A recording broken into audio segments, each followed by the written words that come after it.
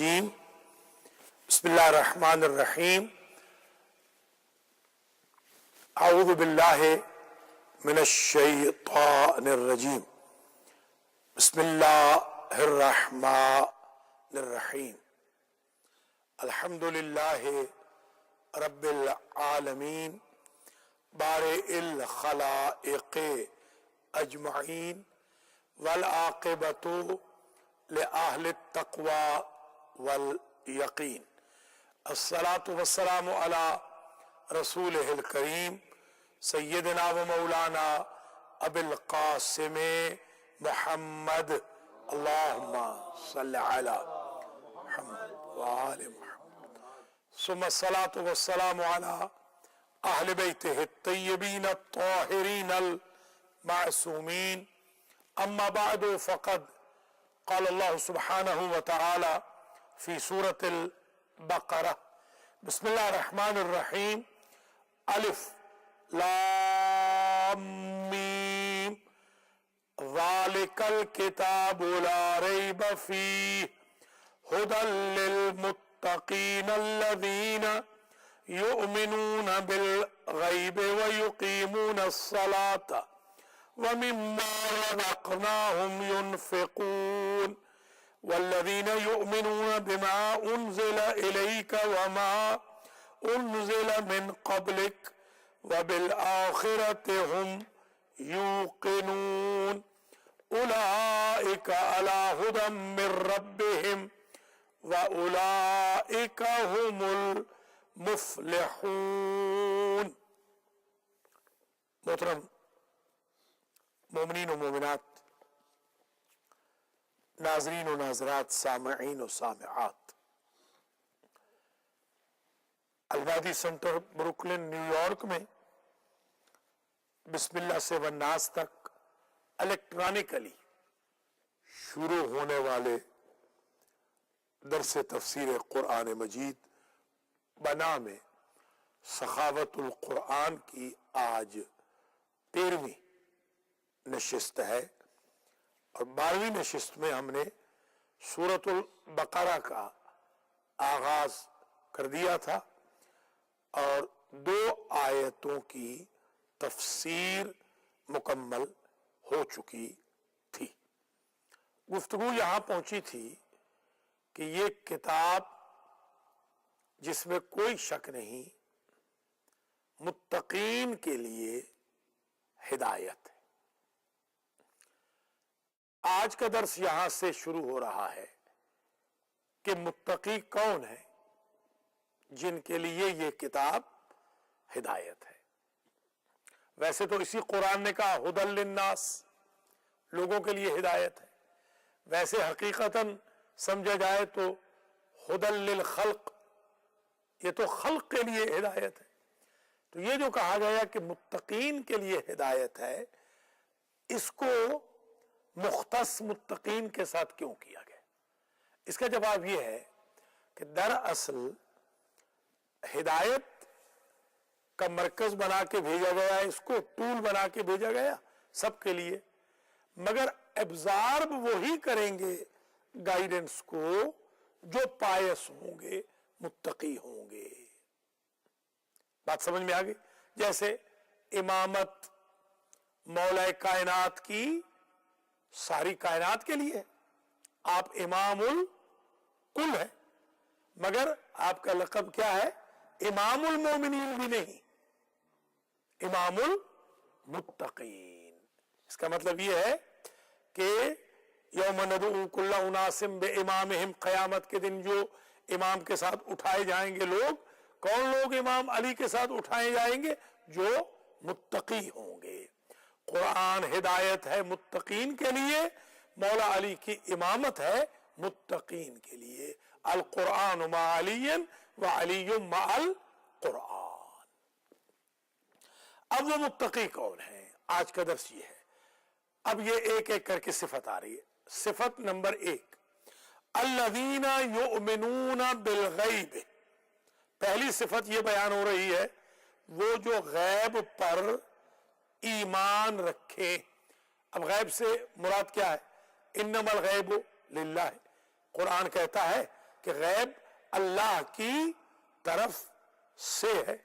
ہم نے آدم کو نہیں دیکھا، غیب ہے. آدم پر ہمارا ایمان ہے. ہم نے نوح کو نہیں دیکھا، ان پر ہمارا ایمان ہے علیہم السلام. ہم نے ابراہیم علیہ السلام کو نہیں دیکھا، ان پر ہمارا ایمان ہے. ہم نے جبریل کو نہیں دیکھا، میکائیل، اسرافیل، اسرائیل کو نہیں دیکھا، ان پر ہمارا ایمان ہے. ہم نے جنت اور جہنم نہیں دیکھی، مگر دونوں پہ ہمارا ایمان ہے. یہ ہے غیب پر ایمان. حضور پاک کو ہم نے نہیں دیکھا، مگر ان کے غیب کے زمانے پر ہمارا ایمان ہے. امام زمانہ علیہ السلام جو اس وقت پردہ غیب میں ہیں، ہم نے ان کو ظاہر بظاہر تو کوئی نہیں دیکھا، مگر ہمارا ان پر ایمان ہے. تو پہلی صفت متقی کی یہ ہوئی جو غیب پر ایمان رکھے. جب ہم طالب علم تھے تو ایک ہمارے بہت بڑے مولانا فرشتوں کے منکر تھے. جی ہاں، فرشتوں کو مانتے ہی نہیں تھے. میری ان سے خود بحث ہوئی، بیچارے وہ شہید بھی ہو گئے، اللہ تعالیٰ ان کو معاف کرے. فرشتوں کے ہی منکر تھے. اگر آپ فرشتوں کا انکار کر دیں تو آپ دائرہ اسلام سے خارج ہو جاتے ہیں.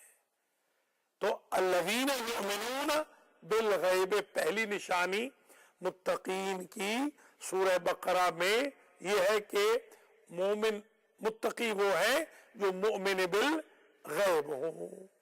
نمبر 2 وَيُقِيمُونَ الصَّلَاةَ اور وہ نماز کا اقامہ کریں. یقرؤون الصلاۃ نہیں آیا، حالانکہ قرآن میں ہے وقرآن الفجر ہے، وقرآن الفجر اور فجر کی نماز کا پڑھنا. فتہجد بہ نافلۃ لک عسیٰ ان یبعثک مقاما محمودا، اور وقرآن الفجر ہے باقاعدہ. تو اس کا مطلب یہ ہے قرآن الفجر، فجر کو قرآن کہا گیا یعنی پڑھنا. یہاں یقرؤون الصلاۃ نہیں کہا. متقیوں کی دوسری نشانی نماز پڑھنا نہیں، وہ تو مسلمانوں کی نشانی ہے. نماز کو قائم کرنا، اسٹیبلش کرنا، نماز کی جماعت قائم کرنا، نماز کی مارکیٹنگ کرنا، اپنے بچوں کو، گھر والوں کو نماز کا پڑھانا، اول وقت میں نماز کا پڑھنا اور نماز کو اہتمام سے پڑھنا، یہ اقامہ صلاۃ ہے. دوسری نشانی کیا ہو گئی متقی کی؟ وَيُقِيمُونَ الصَّلَاةَ. تیسری نشانی وَمِمَّا رَزَقْنَاهُمْ يُنْفِقُونَ. جو کچھ ہم نے انہیں دیا ہے، ہمارے دیے ہوئے میں سے راہ خدا میں، ہماری راہ میں خرچ کرتے ہیں. یہ 3 نشانیاں اس آیت میں آئی. ذرا ملاحظہ فرمائیں. الذین، آیت نمبر 3، الذین یؤمنون بالغیب، متقی وہ لوگ ہیں جو ایمان رکھتے ہیں غیب پر. وَيُقِيمُونَ الصَّلَاةَ اور نماز کو قائم کرتے ہیں. یہ قائم اگر سمجھ میں آ جائے، نماز کا قیام. ہمارے امام زمانہ علیہ السلام کا ایک لقب کیا ہے؟ اللہم صلی علی محمد وآل محمد. شاباش. قائم، قائم و آل محمد. ان کا لقب قائم کیوں ہے؟ کیونکہ وہ قیام فرمائیں گے، وہ اٹھیں گے ظالم کے خلاف. نماز بھی ظالم کے خلاف، گناہگار کے خلاف، تعدی والے کے خلاف، قاتل کے خلاف اٹھنے کا درس دیتی ہے. نماز سے انسان کے اندر شعور بیدار ہوتا ہے. یقیمون الصلاۃ، نماز کو وہ قائم کرتے ہیں. قائم کرنے سے بڑا سمجھ میں آ گئی بات، مارکیٹنگ نماز کی. آپ اگر یہ عہد کر لیں، مثلا کل فجر میں آلموسٹ کوئی 100 میل سے آؤں گا، ارادہ یہی کیا ہے ابھی نماز کے بعد کہ انشاءاللہ میں کل آؤں گا تاکہ کل کی نماز بھی ہو. اگر آپ یہ عہد کر لیں کہ کل ہم ایک بندہ ساتھ اور لے آتے، تو آج اگر 12 لوگ ہیں تو کل 24 ہو جائیں. اس کو کہتے ہیں قیام صلاۃ. نماز کو قائم کرنا یہ کہ میں کم از کم ایک بندہ اور اپنے ساتھ لے کر آؤں گا تاکہ نماز قائم ہو جائے، نماز اسٹیبلش ہو جائے، نماز کی مارکیٹنگ ہو جائے، نماز کی تھوڑی سی پروموشن ہو جائے۔ وہ نماز جو بیچاری مظلوم ہو چکی ہے، مقتول ہو چکی ہے، اس وقت معاشرے میں مطرود ہو چکی ہے، اس نماز کی تھوڑی سی ہم مارکیٹنگ کر لیں، نماز کی تھوڑی سی دلجوئی کر لیں تاکہ نماز کی ہیلپ ہو جائے۔ یعنی افسوس کا مقام ہے کہ آج وہ نماز جس نے ہماری ہیلپ کرنی تھی وہ ہماری ہیلپ کی محتاج ہو رہی ہے، ہماری بدعملیوں کی وجہ سے، نعوذ باللہ من ذالک۔ الذین یؤمنون بالغیب ویقیمون الصلاۃ ومما رزقناہم ينفقون، اور جو کچھ ہم نے دیا ہے اس میں سے وہ خرچ کرتے ہیں۔ یعنی اللہ یہ نہیں چاہ رہا کہ تم اپنے مال سے خرچ کرو، اللہ فرما رہا ہے مال تو ہمارا ہے۔ جب مال ہمارا ہے اور ہم ڈیمانڈ کر رہے ہیں تو تمہیں خرچ کرنے میں تو کوئی اعتراض نہیں ہونا چاہیے۔ مثال کے طور پر آپ بینک میں گئے، آپ نے کہا مجھے 10,000 چاہیے، مجھے 20,000 چاہیے، مثلا 15,000 چاہیے، آپ کا اکاؤنٹ ہے، لاکھ چاہیے۔ وہ ونڈو والی لڑکی آپ سے یہ کبھی نہیں کہتی کہ اتنے زیادہ کیوں چاہیے، اس لیے کہ وہ پیسہ اس ونڈو والی لڑکی کا نہیں، پیسہ آپ کا ہے، وہ چون چرا کر ہی نہیں سکتی۔ وہ کہتی ہے ٹھیک ہے آپ لے جائیے، آپ کا مال ہے، آپ کو ہم نے آئی ڈی آپ کی دیکھ لی ہے، دستخط آپ کے دیکھ لی ہے۔ یوں سمجھ لیجئے ہمارا اسٹیٹس ونڈو پہ بیٹھنے والے آفیسر کی طرح ہے کہ جو چیک پر سائن دیکھ کر اور آئی ڈی سے ملا کر چون چرا نہیں کرتا۔ جب اللہ فرما رہا ہے کہ مال میرا ہے، تمہارے سپرد کیا تھا، سارا بھی نہ دو، اس میں سے کچھ دے دو، تو ہمیں باک نہیں ہونا چاہیے، راہ خدا میں خرچ کرنا چاہیے۔ وَمِمَّا رَزَقْنَاهُمْ يُنْفِقُونَ، اور ہمارے دیے گئے مال میں سے وہ خرچ کرتے ہیں۔ یہ وینزڈے کی بات ہے، میں یہاں سے کچھ میرے دوست آ گئے، انہوں نے کہا کہ ڈاکٹر صاحب آج ہمیں آپ تکے وکے کھلائیں، تو میں نے کہا چلیے کوئی بات نہیں۔ ہم لے گئے ان کو ایک ریسٹورنٹ میں، وہ ذرا لوگ بھی زیادہ ہو گئے اتفاق سے، وہ جیو والے بھی آ گئے، جنگ والے اور صافی وغیرہ مل گئے، تو اچھا خاصا خرچہ ہو گیا، اچھا خاصا، یعنی کوئی کم از کم $150 تو کم از کم ہو جانا تھا۔ تو اب وہ میرے ساتھ جو دوست تھے ان کے چہرے اترتے جا رہے ہیں۔ میں نے کہا آپ لوگ آرام سے کھائیں، آپ سے کوئی نہیں بل دے گا، بل ہم ہی دیں گے۔ مگر جب ہم بل دینے گئے تو اللہ تعالیٰ زندگی دراز کرے اس بچے کی، اس نے کہا کہ انکل آپ سے پیسے لے کر مار کھانی ہے، آپ دعا فرما دیں، آج آپ نے قدم رکھ دیا، یہی بہت بڑی بات ہے۔ تو دیکھیے اللہ کے فضل و کرم سے راہ خدا میں خرچ کرنے والے یہ لوگ ہیں، دیکھیے کیسا زبردست۔ اب اس کو اللہ وقت لگائے گا، اور جن کے چہرے اتر رہے تھے ان کو وقت نہیں لگے گا، کیونکہ یہ انفاق نہیں کر رہے، یہ ڈر رہے ہیں اللہ کے راستے میں خرچ کرنے سے۔ راہ خدا میں خرچ کرنے سے ڈرنا نہیں چاہیے، ڈٹ کے خرچ کریں، اللہ دے گا۔ وہ ظرف ہے نا، ظرف مثلا لوٹا ہے، اس میں پانی ہے، اگر خالی ہوگا تو پھر آئے گا نا پانی، اگر خالی نہیں ہوگا تو پانی کیسے آئے گا؟ آپ ذرا خالی کریں بینک جیبیں، تاکہ اللہ تعالیٰ پھر ان کو برکت کے ساتھ بھر دے۔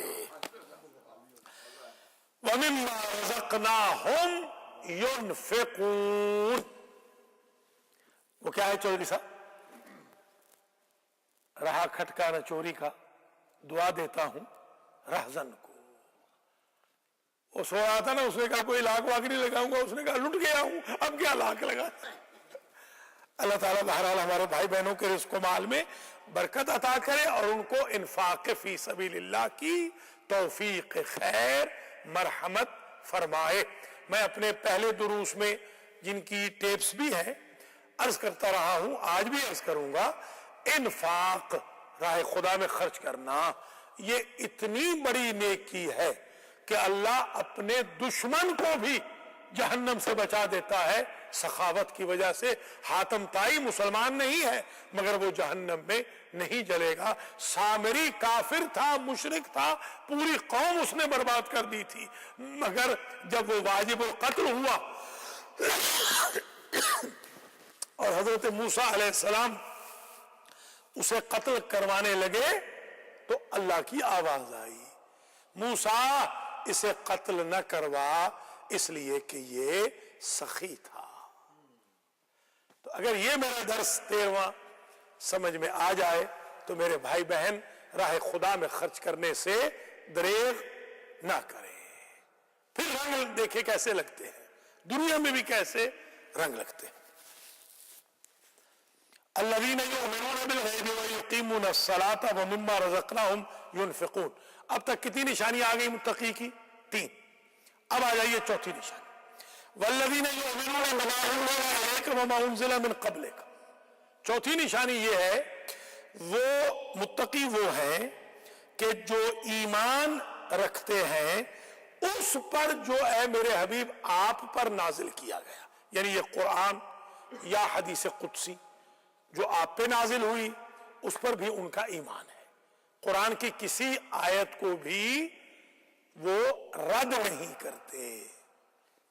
وما انزل من قبل کا، اور ان کا اس شے پہ بھی ایمان ہے جو آپ سے پہلے نازل کی گئی وہ کتابیں، تورات، زبور، انجیل، صحیفے، وہ 124 ٹوٹل جو بنتے ہیں، 120 صحیفے ہو گئے، 4 کتابیں ہو گئی، ان 124 پر ان کا ایمان ہو۔ یہ ہو گئی صفت نمبر 4، متقی کی صفت نمبر 4۔ صفت نمبر 5، وَبِالْآخِرَةِ هُمْ يُوقِنُونَ، اور آخرت پر وہ یقین رکھتے ہیں۔ یہ یقین کا لفظ کہا کیونکہ ہو سکتا ہے وہ یہ کہیں کہ ہم مانتے ہیں آخرت کو مگر ان کا یقین نہیں۔ یہ قاتل، یہ ظلم و تعدی کرنے والے، یہ جو 18 لوگوں کے قاتل پکڑے جا رہے ہیں، اب کل ہی پکڑے گئے لاہور میں، 18 لوگوں کو مارا تھا، ان کے قاتل کل پکڑے گئے 6۔ یہ سب آخرت پر یقین نہیں رکھتے۔ اگر ان کا آخرت پر یقین ہوتا تو اللہ سے مقابلہ نہ کرتے۔ کسی کی زندگی کا چراغ بجھانا اللہ سے مقابلہ کرنے کی دلیل ہے۔ یہ بات میں نے کہی تھی کڈنیپرز کو، جب میں کڈنیپ ہوا تو انہوں نے مجھ سے پوچھا کہ آپ کے ساتھ کیا سلوک کریں؟ میں نے کہا جو آپ کا دل چاہے، کوئی بھیک آپ سے نہیں مانگوں گا، اس لیے کہ آپ اللہ سے مقابلہ کر رہے ہیں، اللہ سے مخالفت کر رہے ہیں، اللہ کے سامنے آپ آ گئے ہتھیار لے کر، آپ کو کون تبلیغ کر سکتا؟ آپ تو اللہ کے ساتھ لڑ رہے ہیں، میرے ساتھ نہیں لڑ رہے۔ میں تو آج آپ کے ہاتھوں مر جاؤں گا، کوئی بات نہیں، اللہ تعالیٰ کسی اور کو پیدا کر دے گا۔ آپ کیونکہ اعداء اللہ ہے، اللہ کے دشمن ہے، اللہ کے خلاف آپ کا یہ ہتھیار ہے، میرے خلاف نہیں ہے، کیونکہ مجھے یہ زندگی اللہ نے دی ہے اور آپ میری زندگی کا چراغ بجھانے کے درپے ہیں۔ تو ان کو بھی تھوڑی سی سمجھ آ گئی، انہوں نے مجھے چلتا کیا کہ ٹھیک ہے بھائی جاؤ، کوئی بات نہیں۔ تو آپ یہ ملاحظہ فرمائیں کہ ان کا یقین اگر ہو قیامت پر تو کبھی وہ قتل نہ کریں، اغوا نہ کریں، چوری ڈاکہ نہ کریں، دوسروں کی عزتوں کو پامال نہ کریں۔ اولئک علی ھدی من ربہم واولئک ھم المفلحون۔ یہ ہیں وہ لوگ جو ہدایت پر ہیں اپنے رب کی طرف سے، اور یہی وہ لوگ ہیں کہ جو مفلحون ہیں، یعنی فلاح پانے والے ہیں۔ کل جو ہم نے درس پڑھا تھا، وہ جو مختصر درس ہوتا ہے 5 منٹ کا تھا، وہ یہ تو 5 صفتیں متقی کی یہاں بیان کی گئی۔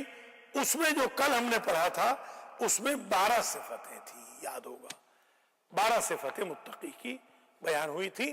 آج کی حد تک یہ 5 صفتیں آپ ملاحظہ فرما لیں اور یہ بھی سن لیں کہ ہم المفلحون اولئک یہ جو ہم المفلحون ہے یہ پورے قرآن مجید میں 12 مرتبہ آیا ہے، 12 مرتبہ۔ یہ بھی عجیب اتفاق ہے، امام بھی ہمارے 12 اور 12 مرتبہ ہی اولئک ہم المفلحون پورے قرآن میں آیا ہے۔ اب 2 آیتیں کافروں کے بارے میں، پھر 13 آیتیں اس کے بعد منافقوں کے بارے میں. یہ ذرا غور سے سنیں. ان الذین کفروا سواء علیہم اانذرتہم ام لم تنذرہم لا یؤمنون. اب کافروں کی نشانی آ گئی. اب تک تو متقیوں کی تھی نا، اب کافروں کی نشانی. تاکہ کافر وہ ہیں سواء علیہم اانذرتہم ام لم تنذرہم لا یؤمنون. اے میرے حبیب آپ انہیں ڈرائیں یا نہ ڈرائیں یہ برابر ہے ان کے لیے، ان پر کوئی اثر ہونے والا نہیں ہے. زمین جنبد نہ جنبد گل محمد، زمین ہل جائے گی، گل محمد وہیں کا وہیں کھڑا ہے. نہ وہ نماز پڑھے گا، نہ روزہ رکھے گا، نہ قرآن پڑھے گا، نہ جھوٹ چھوڑے گا، نہ فراڈ چھوڑے گا، نہ حسد چھوڑے گا، نہ غیبت چھوڑے گا، ہے پکا مسلمان. ان الذین کفروا سواء علیہم اانذرتہم ام لم تنذرہم. آپ ڈرائیں یا نہ ڈرائیں لا یؤمنون. کافر کی ایک نشانی یہ آ گئی کہ پیغمبر بھی ڈرائے تو وہ نہیں ڈرتا. مولانا بیچاری کی تو کیا حیثیت ہے، پیغمبر بھی ڈرائے تو وہ نہیں ڈرتا، کہتا ہے مجھے پرواہ نہیں، بگاڑ لو جو میرا بگاڑنا ہے. دوسری نشانی ختم اللہ علی قلوبہم وعلی سمعہم وعلی ابصارہم غشاوۃ ولہم عذاب عظیم. اللہ نے ان کے دلوں پر اور ان کے کانوں پر مہریں لگا دی. خدا نہ کرے کہ بندے کے دل پہ مہر لگ جائے. حدیث شریف ہے جب بندہ ایک گناہ کرتا ہے تو ایک سفید نقطہ ہے دل میں، اس میں ایک کالا سا ڈاٹ آ جاتا ہے. 2 کرتا ہے وہ ڈاٹ بڑا ہو جاتا ہے، 3 کرتا ہے بڑا ہو جاتا ہے. ہوتے ہوتے ایک دن وہ ہوتا ہے کہ وہ سفید جو نقطہ ہے وہ سیاہی میں بدل جاتا ہے. جب وہ سفید نقطہ سیاہی میں بدل جائے تو بس وہ سمجھو کہ اللہ کی طرف سے مہر لگ گئی. ہاں یہی قسیت قلوب یہی ہوتا ہے، یعنی دل کا سخت ہو جانا. قاسیت قلوبہم جو آیا ہے وہ یہی ہے، فویل للقاسیت قلوبہم، جن کے دل ایک دم پتھر بن گئے، گوشت نہیں رہے، ماں باپ کا احترام نہیں، بچوں پر شفقت نہیں، رشتہ داروں کا خیال نہیں، مومنین کا خیال نہیں، گالیاں ماؤں بہنوں کی دی جا رہی ہیں، غیبتیں کی جا رہی ہیں. اور آج بدقسمتی سے سب سے زیادہ کردار مس گائیڈنس کا انٹرنیٹ ادا کر رہا ہے. جہاں سے چاہیے تھا ہدایت کا درس ملتا، وہاں بدقسمت لوگ گالیاں بھیج رہے ہیں. آپ کو تو چاہیے تھا یہاں سے تلاوت بھیجتے، یہاں سے مجالس بھیجتے، ماتم بھیجتے، جشن بھیجتے، بی بی پاک کی سیرت بھیجتے، بچوں کے سیمپل بھیجتے کہ دیکھو یہ بچے ہیں معصوم مگر نماز پڑھ رہے ہیں. وہاں سے گالیاں بھیجی جا رہی ہیں. ملا کو جو ہند میں ہے سجدے کی اجازت، کیا کہا تھا چور صاحب؟ ملا کو جو ہند میں ہے سجدے کی اجازت، بیچارہ سمجھتا ہے اسلام ہے آزاد. اسلام یہ آزاد تھوڑی ہوتا ہے کہ اگر آپ سجدے کی اجازت ہے آپ کو، اسلام تو جکڑا ہوا ہے. تو آزادی کا ناجائز فائدہ وہ لوگ اٹھا رہے ہیں کہ جو اس وقت کی ٹیکنالوجی کو مس گائیڈنس کے لیے استعمال کر رہے ہیں. بیٹھے ہیں کمپیوٹر کے اوپر بیٹھ کر نیکڈ لڑکیاں دیکھ رہے ہیں مثلا، بجائے اس کے کہ نماز پڑھیں، قرآن کے درس میں آئیں، وہ ننگی فلمیں دیکھ رہے ہیں.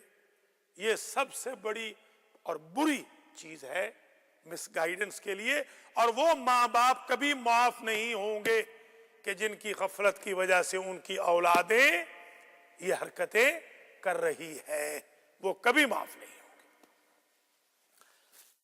ختم اللہ علی قلوبہم، اللہ نے ان کے دلوں پر مہریں لگا دی ہیں. وعلی سمعہم، اور ان کے کانوں پہ، سمع کان کی، ویسے تو کان آذان ہوتا ہے، اذن اور آذان، مگر یہاں سمع یعنی سماعت پر، ان کی سوچ پر اور ان کی سماعت پر اللہ کی ذات نے مہر لگا دی۔ وَعَلَىٰ أَبْصَارِهِمْ غِشَاوَةٌ، اور ان کی آنکھوں پر پردے، غشاوہ کہتے ہیں پردہ، کہتے ہیں نا کہ آنکھ میں جب حیا ختم ہو جائے تو کہتے ہیں اس کی آنکھ سے آنکھ پہ پردہ آ گیا ہے۔ جب ماں، بیٹی، بہن، بھابھی، نیبر کی بیوی، نیبر کی بچی کا حیا و شرم ختم ہو جائے تو سمجھیں کہ اس بندے کی آنکھ پر پردہ آ گیا ہے۔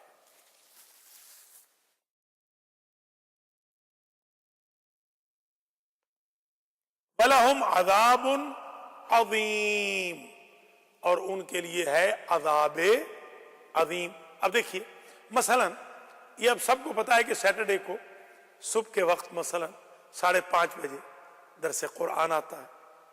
کتنے لوگ ایسے ہیں میرے بھائی بہن جنہوں نے اپنے بچوں کو اٹھایا ہو آج اور کہا ہو کہ بھئی تم بیٹھو، نماز پڑھو، نماز کے بعد قرآن لے کے بیٹھو۔ اب تو دیکھیے نا اس ٹیکنالوجی سے فائدہ اٹھانا چاہیے۔ اب تو ٹی وی پہ نشر ہو رہا ہے، گھر گھر میں ٹی وی موجود ہے، تو کم از کم وہ بیبیاں جو مسجد نہیں آ سکتی وہی روٹین بنا لیں، کم از کم فجر کی نماز کے بعد قرآن بچوں کو کم از کم بٹھا دیں۔ مگر نہیں بٹھائیں گی، رات کو 2-3 بجے تک وہ فلمیں دیکھتے ہیں اور صبح کے 2-3 بجے تک اٹھتے ہیں۔ ویسے تو 5 دن تو ان کے پاس ہوش نہیں اسکول سے، نہ ماں باپ کے پاس ہوش ہے کمانے سے۔ ایک سیٹرڈے یا سنڈے آتا ہے تو اس میں رات کو فلمیں دیکھنی ہے بچوں نے اور صبح کو سارا دن سونا ہے۔ اب چھٹیاں ہیں آج کل، بجائے اس کے کہ بچوں کو مسجد میں لے آئیں، بچے ان کے مرداروں کی طرح سو رہے ہیں، یہ بری بات ہے۔ وَلَهُمْ عَذَابٌ عَظِيمٌ، اور ان کے لیے ہے بڑا عذاب۔ کن کے لیے؟ وہ جن کے دلوں پہ مہریں لگ گئیں، جن کی سماعتوں پہ بہرا پن آ گیا، جن کی آنکھوں پہ ہدایت کی نابینائی آ گئی، اندھیرا چھا گیا، ان کے لیے عذاب عظیم ہے۔ جنہیں ڈرانا نہ ڈرانا کوئی فائدہ نہیں رکھتا۔ سواء علیہم استغفرت لہم ام لم تستغفر لہم، میرے حبیب آپ ان کے لیے استغفار کریں نہ کریں، ان کے لیے کوئی فرق نہیں۔ یہاں کیا کہا؟ ڈرائیں نہ ڈرائیں کوئی فرق نہیں۔ یہ 2 آیتیں آ گئیں کافروں کے بارے میں۔ اس سے پہلے دیکھیں، پچھلے صفحے میں ملاحظہ کریں، 2 آیتیں آئی تھیں متقین کے بارے میں، بلکہ 3 آیتیں متقین کے بارے میں، 2 آیتیں آ گئیں کفار کے بارے میں، اب 13 آیتیں آ رہی ہیں منافقوں کے بارے میں۔ ان میں سے جتنی پڑھ سکتے ہیں وہ پڑھ لیتے ہیں۔ وَمِنَ النَّاسِ مَن يَقُولُ آمَنَّا بِاللَّهِ وَبِالْيَوْمِ الْآخِرِ وَمَا هُمْ بِمُؤْمِنِينَ۔ منافقوں کے بارے میں قرآن بڑی خوبصورت تعبیر بتا رہا ہے کہ بعض لوگ ایسے بھی ہیں کہ جو زبان سے تو کہتے ہیں کہ ہم اللہ اور قیامت پر یقین رکھتے ہیں، حالانکہ وہ اللہ اور قیامت پر ایمان نہیں رکھتے۔ گویا منافق کی ایک نشانی آج ہمیں پتہ چل گئی کہ زبان سے وہ کہتا ہے جو اس کے دل میں نہیں ہوتا۔ زبان سے تو کہہ رہا ہے میں اللہ کو بھی مانتا ہوں، قیامت کو بھی مانتا ہوں، منہ مومنہ کرتوت کافر، منہ میں رام رام بغل میں چھری۔ تو ایسے لوگ جو زبانی کلامی مسلمان ہوں، سورۃ البقرہ انہیں مسلمان تصور نہیں کر رہی، اللہ کی نظر میں یہ مسلمان نہیں، مومن نہیں، یہ منافق ہیں۔ اللہ اکبر۔ جو زبان سے کہیں اللہ کو مانتے ہیں، قیامت کو مانتے ہیں، کام ایسے نہ کریں جس سے اللہ اور قیامت کا ڈر سمجھ میں آئے، وہ منافق۔ وَمِنَ النَّاسِ مَن يَقُولُ آمَنَّا بِاللَّهِ، اور لوگوں میں سے بعض لوگ ایسے ہیں، من تبعیضیہ، من یقولو، جو کہتے ہیں آمنا، ہم ایمان لائے، کس پر؟ اللہ پر، وبالیوم الآخر، اور قیامت پر، وما ہم بمؤمنین، اور نہیں ہے یہ مومن۔ یہ واو حالیہ ہے، اس کا دراصل ترجمہ یوں ہوتا ہے، در حالے کہ وہ مومن نہیں ہے۔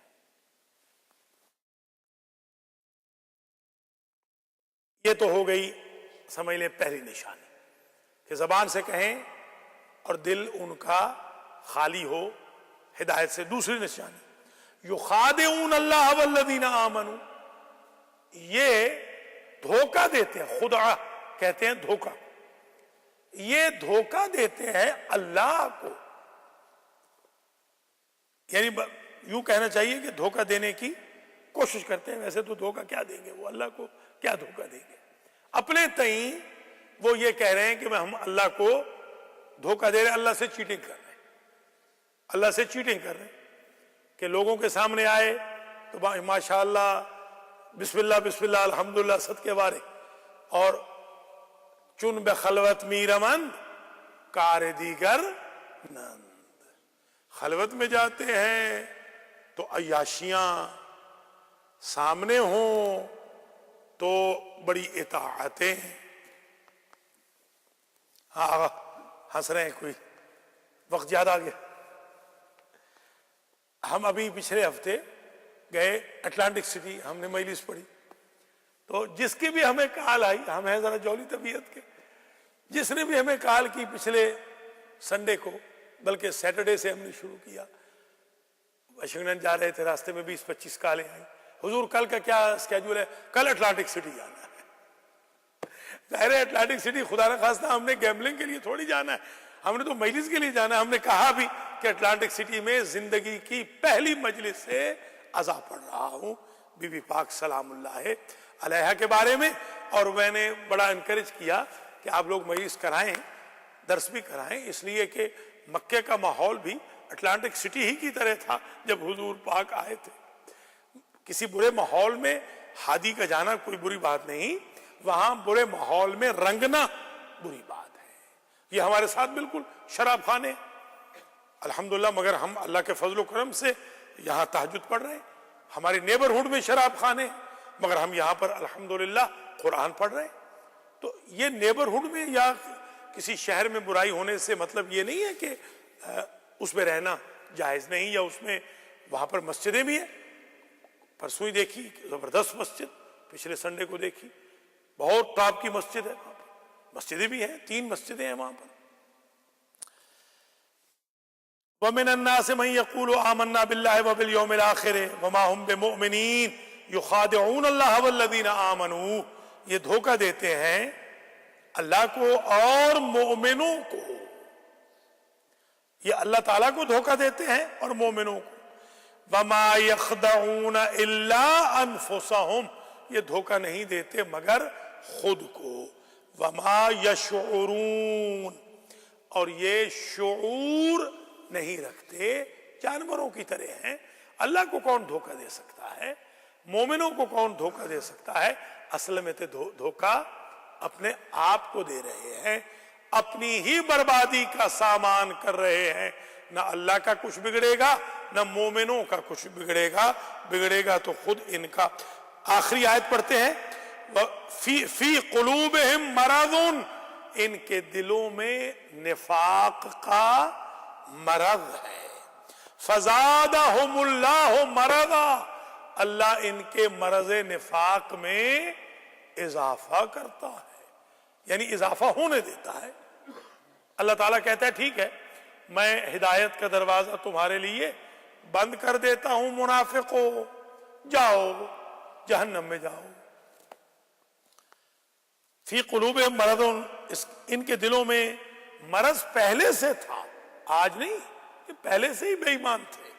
فزادہم اللہ مرضا, اللہ نے ان کے مرض کو اور بڑھنے دیا, اور بڑھا دیا کہ جاؤ جہنم رسید. وَلَهُمْ عَذَابٌ عَلِيمٌ, اور ان کے لیے دردناک عذاب ہے. عظیم اوپر آیا, گریٹ. علیم پینفل, ایسا سخت پینفل. اب یہاں بیچاری ایک بی بی آئی تھی, یہ آغا سجاد گواہ ہے, وہ ایسے مرض میں مبتلا تھی جس کا ذکر بھی یہاں نہیں ہو سکتا. یہی پر آئی تھی. میں نے کہا آج کے بعد نہ آنا یہاں پر, بڑی آپ کی مہربانی ہوگی, بس اب قیامت میں ملاقات ہوگی. وہ بے راہ روی کی وجہ سے, جنسی بے راہ رویوں کی وجہ سے اشراف کی اولادیں آج اس ماحول کے اندر ایسی قبیح امراض میں پیدا ہو گئے, مبتلا ہو گئیں کہ جن کا شرفاء میں تذکرہ ہی روا نہیں. بما کانوا یکذبون, کیوں ان کو یہ عذاب ہوگا؟ اس لیے کہ وہ جھوٹ بولتے تھے. منافقوں کو دردناک عذاب اس لیے ہوگا کہ وہ جھوٹ بولتے تھے. منافق کی ایک نشانی اور آ گئی کہ جس کے دل میں مرض نفاق ہو اور جو جھوٹ بولے. جھوٹا یعنی مومن منافق کی طرح نہیں ہوتا. مومن جھوٹ نہیں بولتا, مومن ہمیشہ سچ بولے گا, منافق ہمیشہ جھوٹ بولے گا. یہاں پر آیت نمبر 10 پر درس نمبر 13 کا اختتام ہو رہا ہے. خلاصہ آج کے درس کا یہ نکلا کہ یہ قرآن, یہ کتاب, الہی کتاب, وہ کنسٹیٹیوشن ہے کہ جو لا ریب ہے, کوئی اس میں شک نہیں, اور یہ متقین کے لیے ہدایت ہے. متقین کون ہیں؟ جو غیب پر ایمان رکھتے ہیں, نماز کو قائم کرتے ہیں, اللہ کے دیے ہوئے مال میں سے خرچ کرتے ہیں. اس پہ بھی ان کا ایمان ہے جو حضور پاک پہ نازل ہوا, اس پہ بھی ان کا ایمان ہوتا ہے جو حضور سے پہلے والے انبیاء پر نازل ہوا. یہی رب کی ہدایت پہ ہیں اور یہ لوگ فلاح والے ہیں. پھر کفار کے بارے میں بتایا, کافر وہ ہیں کہ جن کو ڈراؤ نہ ڈراؤ میرے حبیب, یہ ڈرنے والے نہیں ہیں. ان کے دلوں پر مہریں لگ گئیں, سماعتوں پہ بہرے پن کے پہرے لگ گئے, اور نظارتوں پہ ہدایت کی نابینی کے پردے پڑ گئے, اور یہ جانوروں کی طرح ہو گئے. اور آخر میں ہم نے یہ پڑھا کہ منافق وہ ہوتے ہیں زبان سے کہتے ہیں ہم اللہ اور قیامت کو مانتے ہیں مگر دل سے نہیں مانتے. اپنے تئیں یہ دھوکہ دیتے ہیں اللہ اور مومنوں کو, یہ دھوکہ صرف اپنے آپ کو دے رہے ہیں. کافروں کے لیے عذاب عظیم ہے, منافقوں کے لیے کذب کی وجہ سے عذاب علیم ہے, دردناک عذاب. اللہ ہمارا حشر و نشر متقین کے ساتھ کرے, کفار و منافقین سے ہمیں دور رکھے. یا اللہ تجھے واسطہ ہے بی بی فاطمۃ الزہرا علیہ السلام کا, جن کی شب ولادت آج آ رہی ہے. اس درس میں سخاوت القرآن نمبر 13 میں جتنے بھائی تشریف فرما ہے ان کو جزائے خیر مرحمت فرما. ہم سب کے گناہوں کو معاف کر, ہمارے ماں باپ کے گناہوں کو معاف کر, ہمارے رزق و مال میں برکت عطا کر. جو ہمیں ٹی وی پہ دیکھ رہے ہیں یا یوٹیوب پہ دیکھے سنے, بار الہ ان کے رزق و مال میں اضافہ کر, ان کی اولاد کی اصلاح فرما, ہم سب کا خاتمہ علی الخیر فرما, حج و زیارات نصیب فرما, امام زمانہ علیہ السلام کے ظہور میں تعجیل فرما. چودھری محمد اشرف کنگ صاحب کے توفیقات عالیہ میں اضافہ فرما, سید مقصود جعفری صاحب کی توفیقات عالیہ میں اضافہ فرما, آغا سجاد جعفری صاحب کا جو سفر درپیش ہے وہ بلا خطر قرار دے, علی رضوی کو جزائے خیر مرحمت فرما, اختر عباس جو ان ٹرانسمیشن کو علی رضوی اور یہ دونوں بھیج رہے ہیں, ان دونوں بچوں کو صالح اور نیک بنا. بار الہ ان کے ساتھی ہمارے حسن نذیر چٹھا بیٹھے ہیں, یہ جوان صالح, ان کو صالح ترین جوان بنا, ان کی ہمشیرہ کو مکمل طور پر صحت یاب فرما, اور حاجی محمد نذیر چٹھا کے رزق و مال میں برکت عطا کر, ہمارے زبیر گوندل صاحب کے رزق و مال میں ہمارے چودھری اشرف صاحب کے، مقصود جعفری صاحب سے، آغا سجاد جعفری کے رزق و مال میں برکت عطا فرما، ہمارے حاجی امتیاز حسین شاہ صاحب نقوی کے رزق و مال میں برکت عطا فرما، اور ہمارے درس کے اسپانسر اور جمعہ کی نماز کے اسپانسر جناب سید سخی حسین شاہ صاحب کے رزق و مال میں ڈھیر برکت عطا فرما، ان کی مدر اللہ کو مکمل طور پر شفا یاب فرما، حاضرین کی حوائج شرعیہ پوری فرما، دیکھنے سننے والوں کی حوائج کو پورا کر، اور سب کو زندہ و سلامت رکھ، اور بی بی پاک کے ایام ولادت کو منانے کی سب کو توفیق خیر مرحمت فرما۔ والسلام علیکم ورحمۃ اللہ وبرکاتہ۔